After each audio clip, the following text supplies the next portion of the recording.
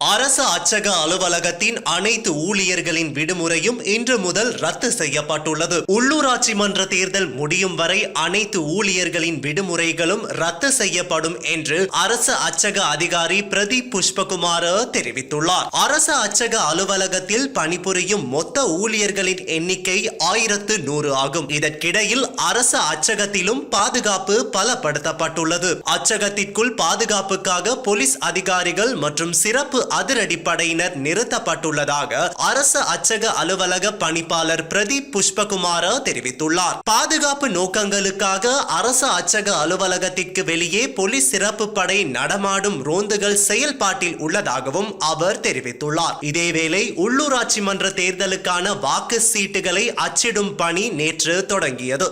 தேர்தல்கள் ஆணைக்குழு தற்போது 3 மாவட்டங்கள் தொடர்பான ஆவணங்களை அரசு அச்சகத்திற்கு அனுப்பியுள்ளதாக அச்சக அதிகாரி பிரதீப் புஷ்பகுமார் தெரிவித்துள்ளமை குறிப்பிடத்தக்கது.